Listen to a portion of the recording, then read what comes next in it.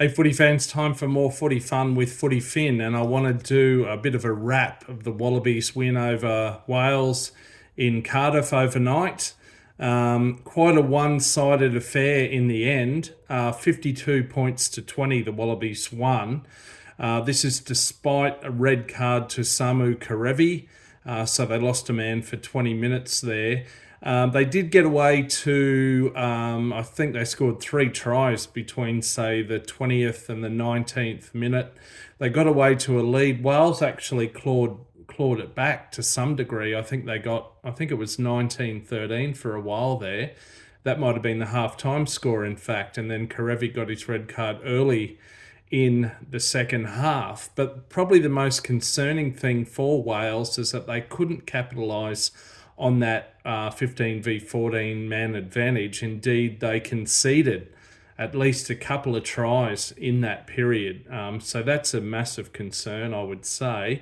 So in the end, there were 2 hat-tricks for the Wallabies. Tom Wright, the fullback, and Matt Fassler, the hooker, a Queenslander. Nick Frost scored a stunning breakaway try, the big lock, in the second half. He ran about half the field, a massive loping stride, knees up, fair play. He outpaced the Welsh backs. And Len Ikitau scored a nice little try out in the corner late in the game, putting on a couple of steps. And that was just after backing up a bit of a possession and a run around midfield, incidentally. Wales, at least to keep their fans happy, got 2 tries, one fairly late in the game, around the 67th minute, I think. But overall, it was obviously a very one-sided game. And of course, it's only just over a year. In fact, it's 420 days since a Rugby World Cup pool match where Wales thrashed Australia 40 points to 6. Incidentally, the margin there, that was a record win for the Welsh over the Wallabies. 34 points was actually greater than the margin today, which was 32 points. That's the most tries or the most points Australia's ever put on Wales, I believe. Certainly in Cardiff it is, and it's the first time a Wallabies hooker has scored a hat-trick. So there you go, a few records there. Wales have not won a match this calendar year, so it's desperate times for Wales. And look, I do feel sympathy. I feel sorry for Welsh rugby fans, and partly because I understand as a Wallaby supporter all too well from recent times what that feels like. In fact, I wouldn't be 100% confident that we're out of the woods yet, but the signs over the last 2 matches for the Wallabies are very promising. So yeah, look, sympathy goes out to Welsh rugby supporters, and I hope things can turn around for the Welsh starting next year. Now, Warren Gatland, the Kiwi, both teams here had Kiwi coaches, by the way. Joe Schmidt for the Wallabies, Warren Gatland for Wales. He has been Wales coach for the best part of 15 years. He did have a bit of a break where he came back to New Zealand and he coached the Chiefs for a season or so. Then he answered an SOS call from Wales. But yeah, he's been around there for the best part of 15 years. You'd have to think it's a bit too long in the job, surely. And before that, he was Ireland coach for a period. I forget how long, without a great deal of success there. If you look around international rugby, who else do you see that's been coaching international test teams for that long? Eddie Jones. And we all know what a disaster that is. So look, he's been a great servant of Welsh rugby. His first season in the job, 2008, I was living in Dublin. I saw them win a Grand Slam and then get narrowly defeated by Ireland in Cardiff the following year. But yeah, look, I think it's time to go, Gats. Just retire, mate, or head back to New Zealand, coach an NPC team or something. Just go to Japan, just chill out. I think yeah, it's not really happening anymore, mate. Too long in the saddle.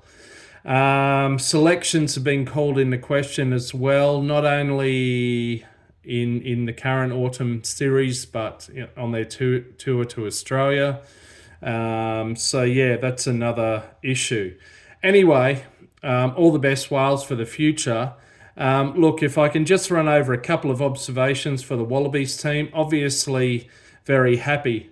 Tom Wright, some great footwork, some great pace, some great tries. But, mate, think about your conversion kicker. Bring it around towards the post. You made no effort in any of your 3 tries. In fact, you ran towards the frickin' corner post. Okay, I know in the end it didn't matter, but show a bit of consideration. On at least 2 of the tries, you could have brought it in at least 3, 4, 5, 6 metres, maybe more. Come on, mate, this is Test rugby, okay?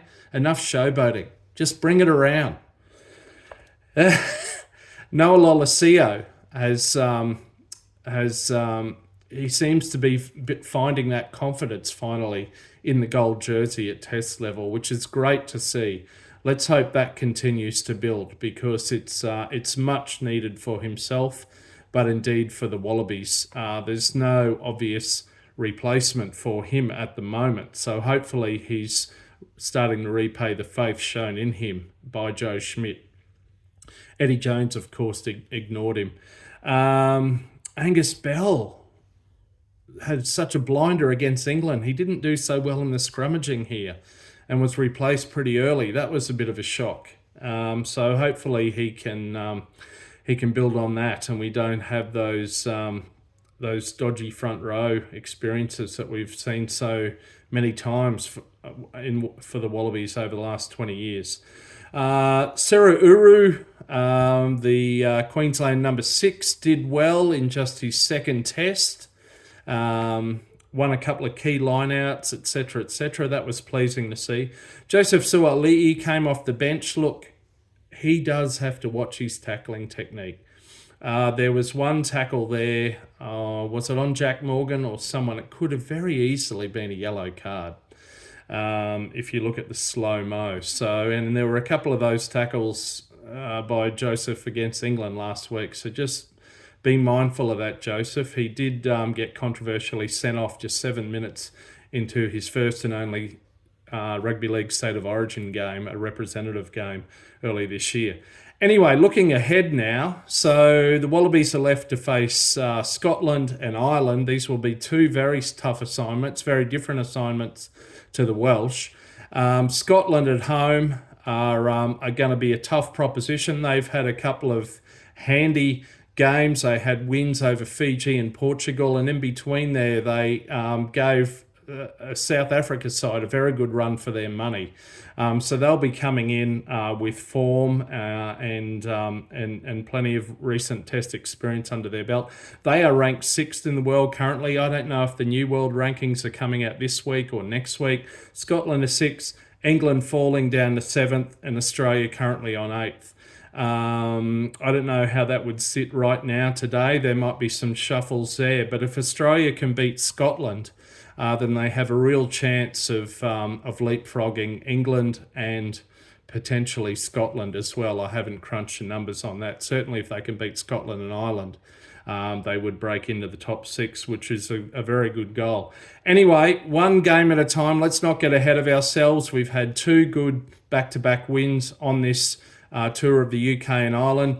Very happy with that. Commiserations to the Welsh. Hope things turn around for you.